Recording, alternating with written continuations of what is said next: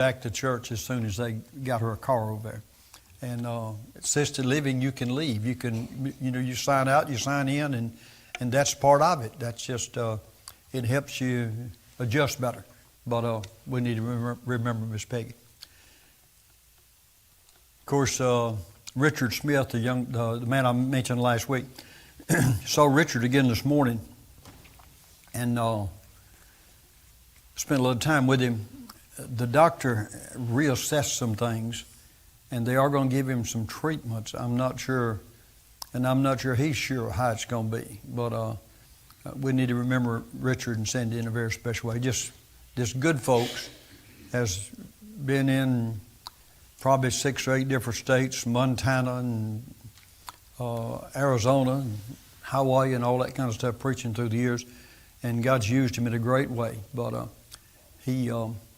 the church invited him back to Hawaii back in December. They wanted to make an assessment of all that they had done and not done since he left. And he went back and spent a week or a little bit over a week with him. He and his wife did. And I think that put closure to his life. I really do. I think it was a trip almost necessary before anything else could change. And I watched him walk through this, and it's just been a wonderful thing. And they listened to a lot that he said when he went back. But we need to remember Richard and his wife, just good folks. Anybody else? What's the deal with Cecil Sanders and Brandon? Cecil had 2 heart attacks and he's had 6 bypasses last week. Wow. I didn't know that. He had a heart attack Friday a week ago. They got him to Dothan, and he had another one after he got there. And then they did that. He's at home, both good. Yeah, he's at home. Is Al still doing good too? Okay, good. Anybody else? Stand, lead us in a word of prayer, would you? Lord, we thank you for this day for bringing us back to your house again tonight. Thank you for Brother Travis and the message you've laid on his heart. And those mentioned in prayer for prayer requests tonight, Lord, we pray that you'll bless them. And so many of us have prayer requests that were unspoken, Lord, and just pray that you'll bless those folks too. Lord, I pray that you'll be with us this week and keep us safe and bless us in Jesus' name. Amen. We've been talking about prayer on Wednesday night and how for some time, really with the direction of praying for church members and what it should look like and how maybe we would form the prayers and praying for them. And I want to thank y'all for staying and praying on Wednesday night. The amount of time you stay is not an issue with me.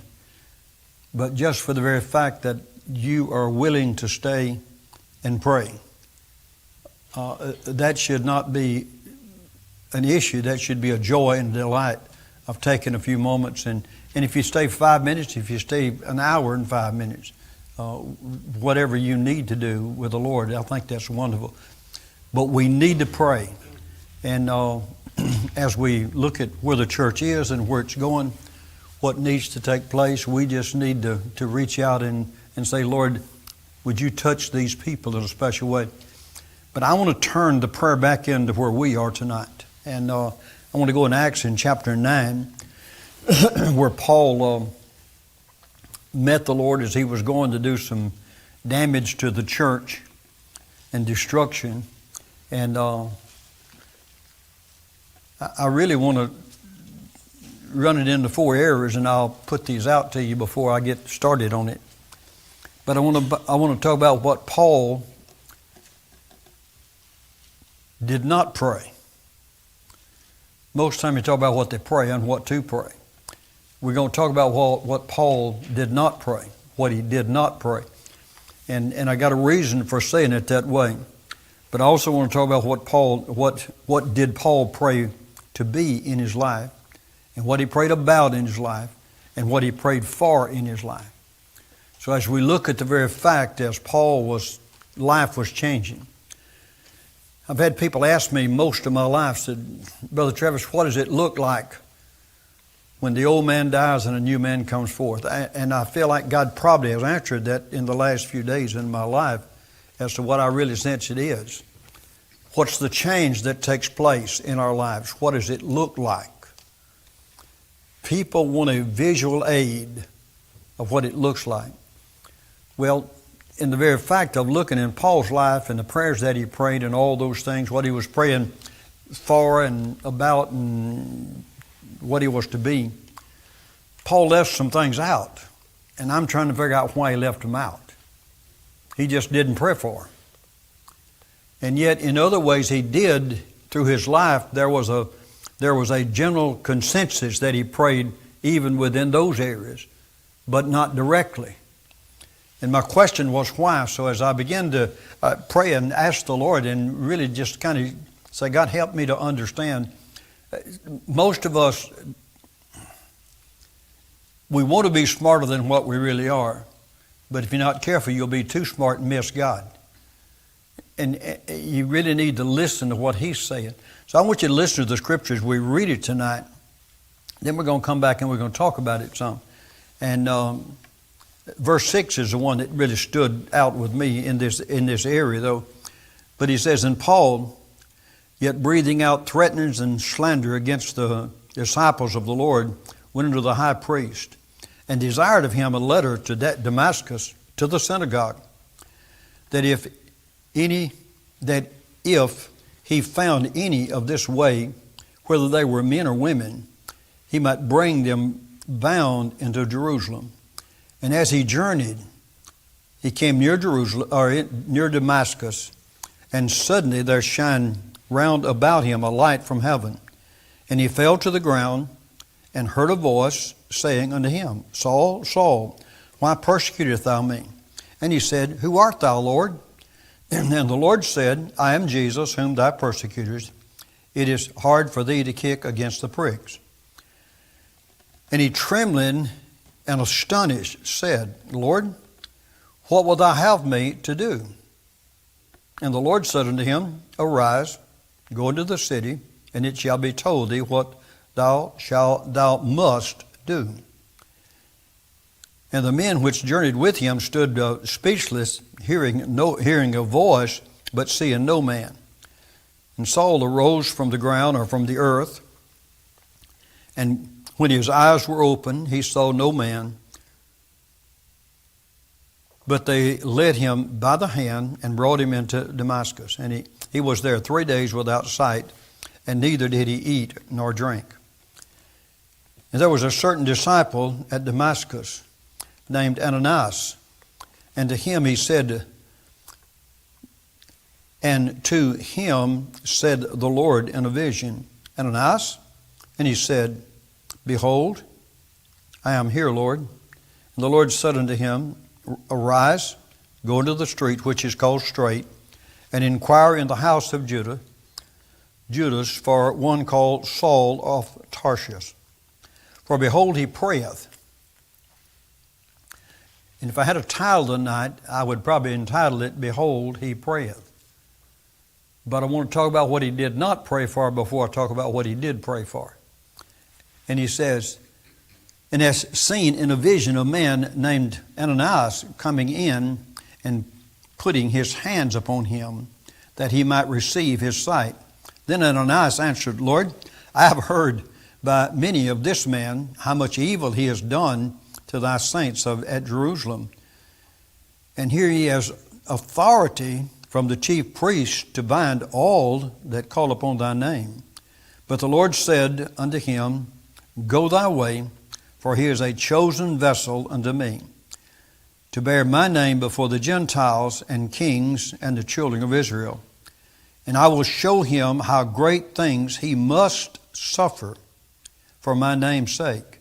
And Ananias went his way and entered into the house, putting his hands upon him, said, Brother Saul, the Lord, even Jesus, that appeared unto thee in the way, as thou comest, hast sent me, that thou mightest receive thy sight and be filled with the Holy Ghost. And immediately there fell from his eyes, as it were, had been scales.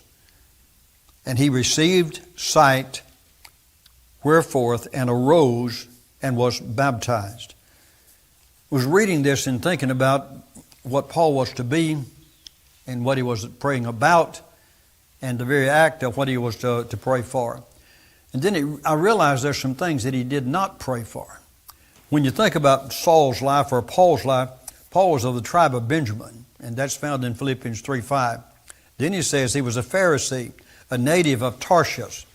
Tarshish is one of those cities that is the third largest university at that point in the world. There was one in Rome, and there was one also in Athens and Alexandria that was larger.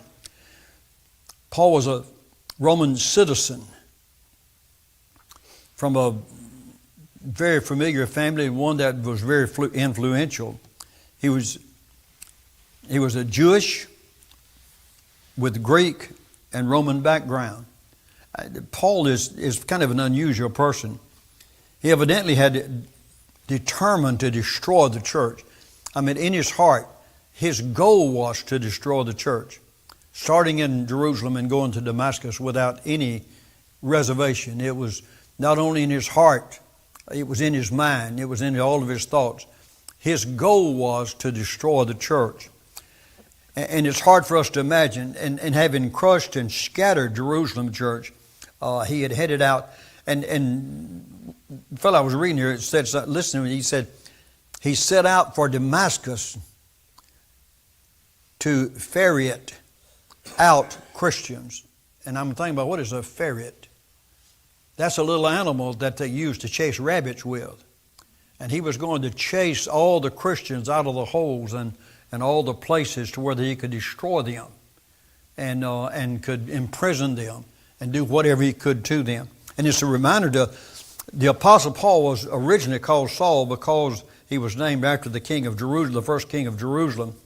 And you've got to understand, he was a Jew, studied in Jerusalem under Gamaliel, and then became a Pharisee. He was a Roman citizen. He had a right in inheritance from his father that allowed him to be just all that he was. And when you think about it, Paul's testimony was given in chapter 9, chapter 22, and chapter 26 in the book of Acts, reminding us. But I was reading through this thinking about what did Paul not pray. And as I was thinking about it, I started thinking about in your life and my life, when we're saved, there are some things that should be natural, not something the preacher preaches on, not something that somebody talks you into doing. But if you've been changed by the Spirit of God, these are natural qualities that just come into your life. It's not something that you have to ask God for. These are things God puts in your life when you're saved. And so I want to give them to you, and you think about this, and I'm going to let you talk back to me if you want to. But in verse 6, and he trembling and astonished said, Lord, what wilt thou have me to do? Now he's asking God for God's leadership. Now I want you to listen to the answer that God gave him. This is Jesus talking. Jesus says, arise, go into the city, and it shall be told thee what thou must do. And I got started thinking, he just gave you 4 things that Paul did not pray for. Number 1, he said, arise. That means obedience. Obedience is not a choice once you're saved, once your life changes. It's not something you do, it's something you are. You are to be an obedient person to God. You don't have to pray for obedience. You are to be obedient. That's what you ask God to make you. That's what you ask God to change the old man to the new man. And so that disobedience becomes obedience.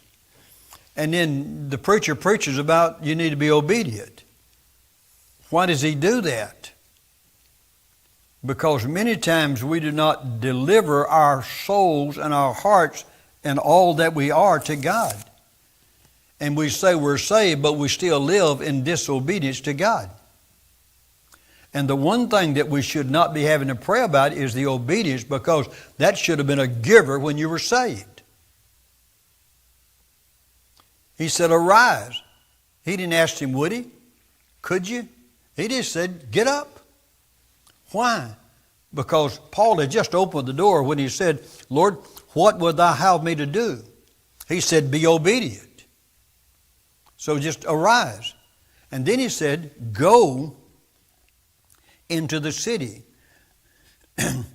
He would just live by faith. What do you mean by faith? Just what is said. Think about it now. He can't see. He's blind. He said, Paul, arise, be obedient. By faith, walk into the city. Now, nobody had taken Paul by the hand yet. Paul is standing on the Damascus Road. He's still in shock. And he said, go into the city. That should be a natural that we live by faith. Instead of praying for faith, just live by faith. That's what God does in your life when you're saved. For by grace are you saved what? Through faith. It's what comes into your life. And you say, well, Brother Travis, we can't do that. No, I realize that. I may have duh written on my forehead, but I'm smarter than that. But I'm also smarter than that too. Because see, if you can do it on your own, then why do you need to be saved? See, it's the God of heaven that's changing you. And He's the one that can keep you in obedience. He's the one that can keep you living by faith. And instead of just praying, God, give me faith, give me faith, why don't you just live out what He said you'd be? Y'all kind of catch where I'm going? Because you see, He didn't ask Paul, Paul, would you like to get up? No. He said, arise. You just do what I've just finished doing in your life. Changed you. And now, you don't have to have your eyes open. If you just walk to the city, you'll stumble, you'll fall, you'll go the wrong way. No. You're by faith, and that's how Christians are to walk, by faith. Now listen, there were some took his hand later as he went by faith to the city. Paul didn't pray for obedience. Paul didn't pray for faith. Paul knew that God had already given that to him. That was in the mix. And then he says, it shall be told thee. What does the Scriptures say about a Christian and him hearing God? He told him. Do you think Paul missed what he said? No. My sheep do what? Hear my voice. They understand what I say. You have got hearing aids on. God will make sure that He overrides those things. You'll know what God says. And Paul heard clearly what he said. Arise, go into the city. And listen, be careful. It shall be told thee. He said, you're going to hear while you're going into the city the rest of the story. And so there's three things that you don't have to pray for. That is, number one, you come to the place, obedience and faith and an understanding that you can hear God. When people look at me and say, Brother Travis, I just can't hear God when He speaks. Something's wrong. There's something that's telling me that something's bad wrong inside their lives. Because one of the first things God does when He saves you is teaches you how to hear Him. When you have a child born, one of the first things you do is you learn that child to listen to the parents. That child at an early age will know who that parent is.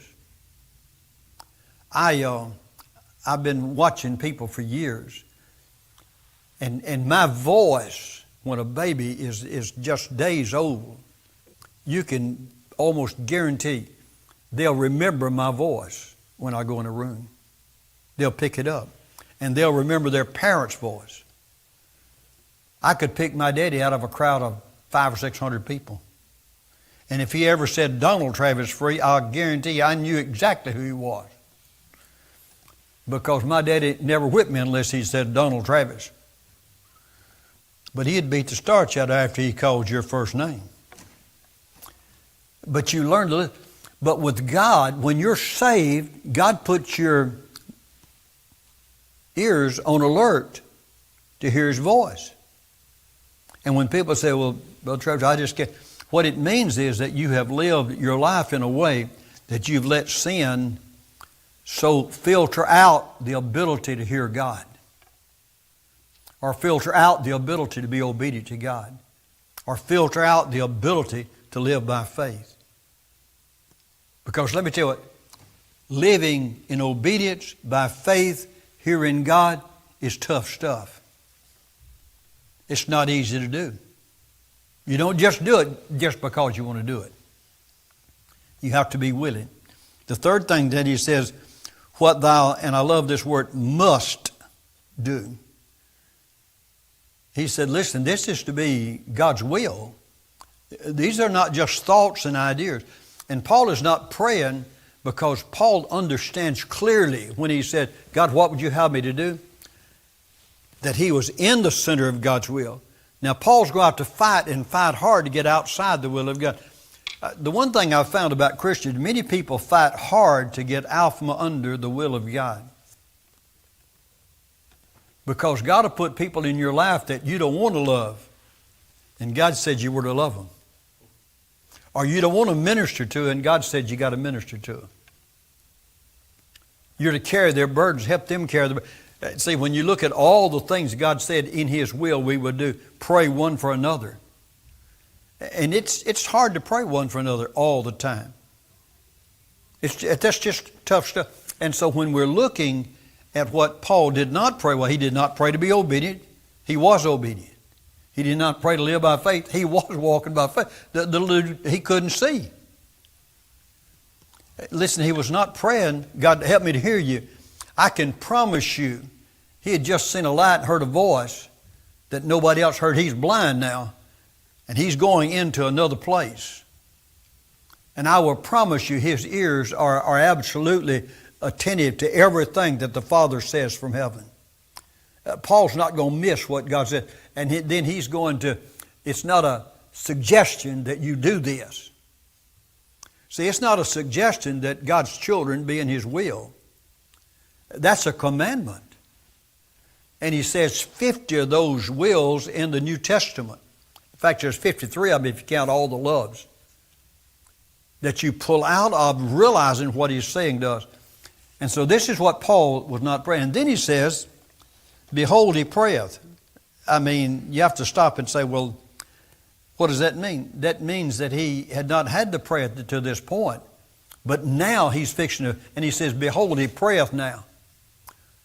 But he's not praying about the obedience and faith and the will of, that's not what he's praying. What he's praying about, God, what am I to be doing now?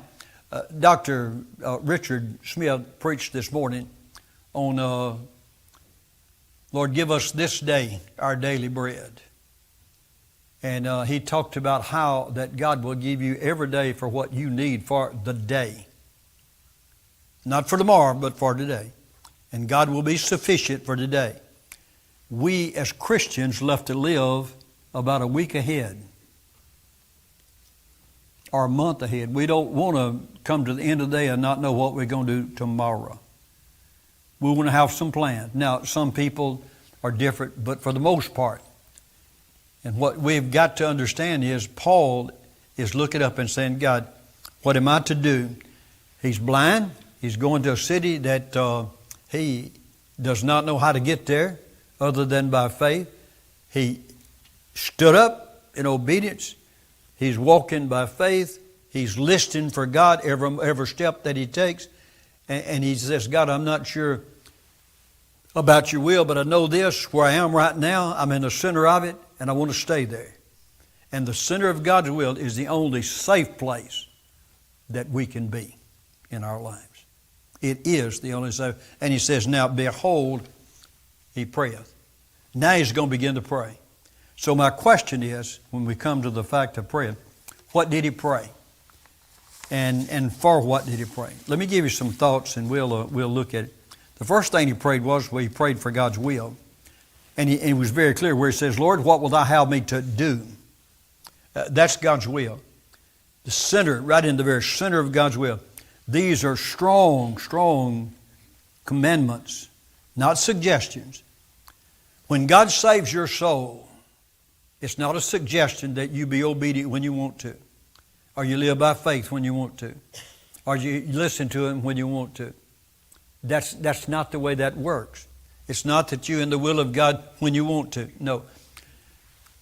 As a Christian, we are to be in God's will, obeying Him, listening to what He's saying, and knowing that every moment is by faith that we live. We have a struggle with that.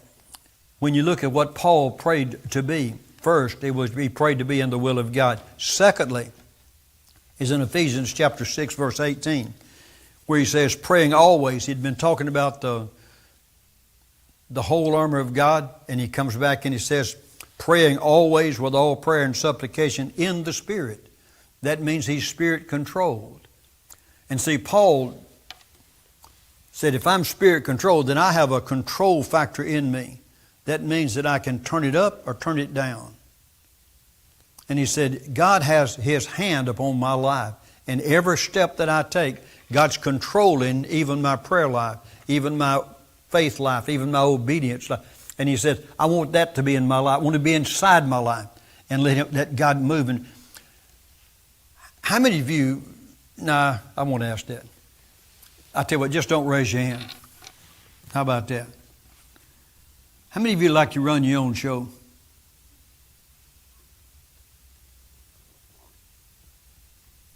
Is it easier to run your own show or let somebody tell you how to do it?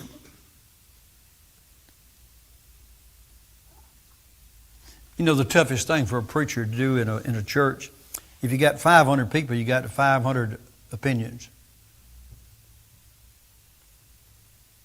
And you got 500 bosses. And everybody has got an idea of how to run it. And everybody has the best idea. That's the way it's going to always be. And that's the reason Paul said, God, I'm praying to be controlled by your Spirit and not by the emotions around my life. And when you pray, you've got to understand, God, there's a tremendous, tremendous power that says, I need to be Spirit controlled. I need God's Spirit to control me. I'm not praying for obedience and faith and hearing God. I'm praying, God, control me. The toughest thing for us most of the time is to stay in control. Would you agree with me on that? I mean, just to stay in, whether you're on the job or you're at home, every once in a while just kind of blow a fuse, or pressure will get to it. Something will kind of hit your finger. I mean, all that kind of stuff just kind of moves through.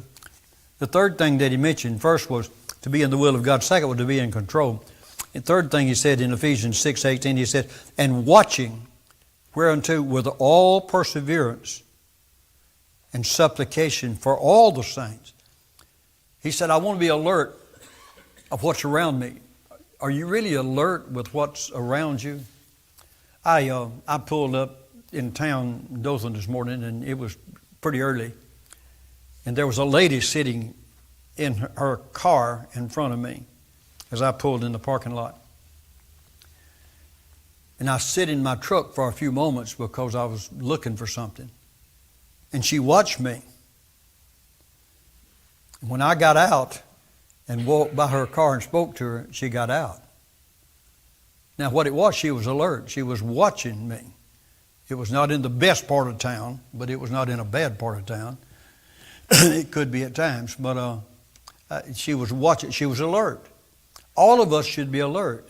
Every Sunday when you come to church, every morning when you get up, how's the devil going to trip you up today? What's he going to do in your life to trip you, to cause you to fail, to cause you not to be? And Paul said, I want to be aware of everywhere I go. See, the first thing that happened to Paul is that people got mad at him because he was preaching, and they would have killed him had not the disciples taken him and put him down and let him down the wall on the outside where he could get away. And so in Paul's life, Paul was praying. He was praying to be in the will of God. He was praying that he would be under the control of God. He was praying that he would be alert.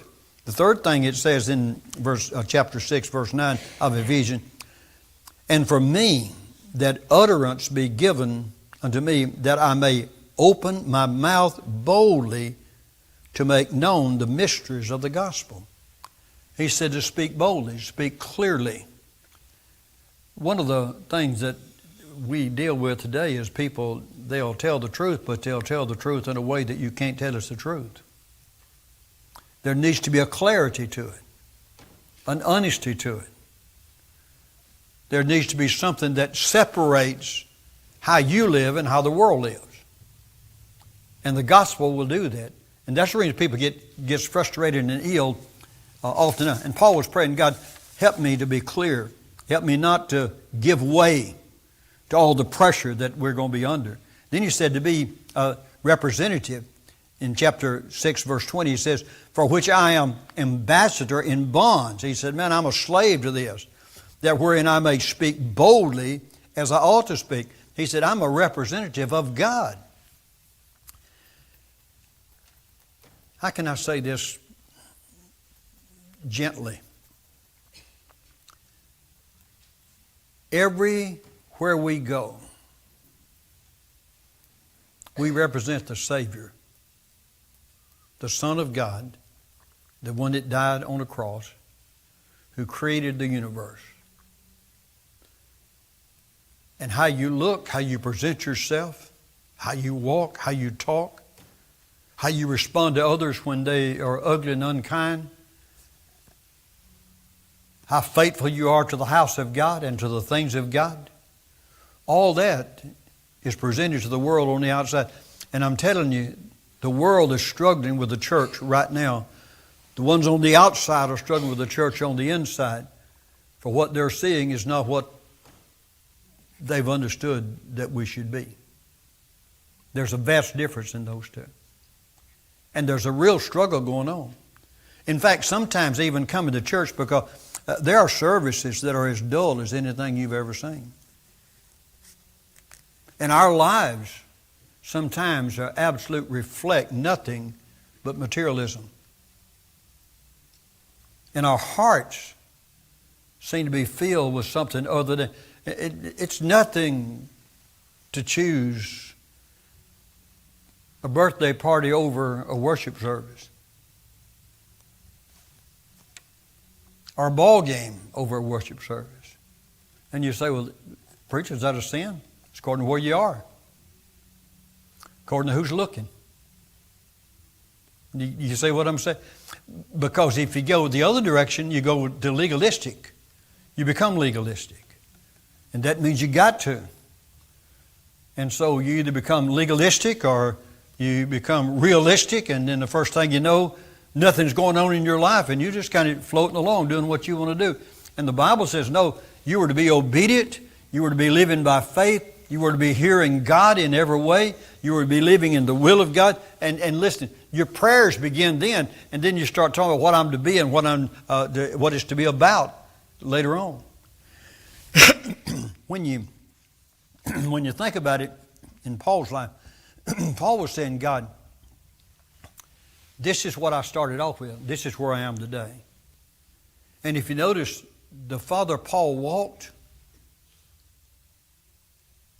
he began to not pray about what he needed to be, but he began to pray about what it was all about that he was dealing with.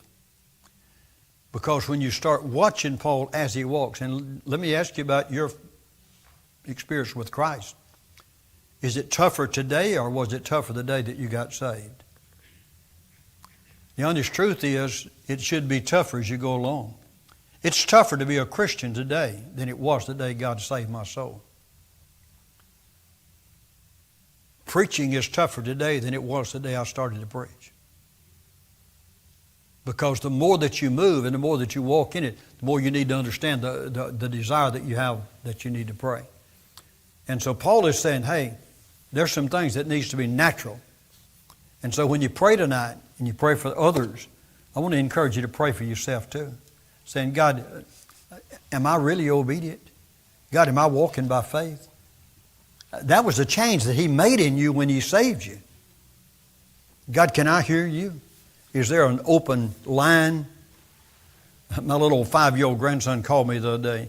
In fact, he called me during church. And he said, Papa, I hung up because I realized you was in church. But he's got one of those little new telephones to where that kids can call kids and talk as long as they want to talk. Have y'all seen any of those little things? And they cost more than they did when I was growing up. We used to call them walker-talkers. They don't do that anymore. They got telephones and they ring. They got dial tones. They got all that stuff. And they can talk with you just about anywhere in the world. And it's crazy. We should be able to hear God that same way at any time, any moment. And there should be something in our hearts that cry out, God, I want to be in your faith. I want to be a representative. I like what the last thing that Paul prayed to be when he said in 1 Thessalonians, he said 5:23, and the very God of peace sanctify you wholly. And I pray, God, your whole spirit, soul, and body be preserved. You really need to know that God's preserving you. Most of us need to be preserved. We need something in us that others see that cannot be tarnished. And then he goes on and he says, be preserved blameless unto the coming of the Lord Jesus Christ. I really want to be faithful till Jesus comes. I want my life to be that way and want my heart. But if you really want to know now what it means, and this is a scary thought, you want to know what it means to be saved? It means you're obedient. You live by faith. You hear God every time He speaks. Every time He speaks. You walk in His will and you pray. Those are the 5 things that should be natural, given. Not something somebody talked you into. That should be the heartbeat in every person sitting in this building tonight that's ever said, Jesus Christ is my Lord and my Savior. And you say, well, preacher, how have I got to pray? Ever how God tells you to pray. And that may be silent, that may be verbal, that may be with others, that may be by yourself. Don't ever let anybody else tell you how to pray. Where you kneel, where you stand, where you bow, where you squat, don't ever let anybody tell you. Read the Bible. You'll find people doing all of those things through the years. Position is not the presentation. I want you to know it's the fact that you're willing to pray because God said you should. That's the reason. Let's pray. Thank the Lord for the night. Thank you all for being so willing to listen.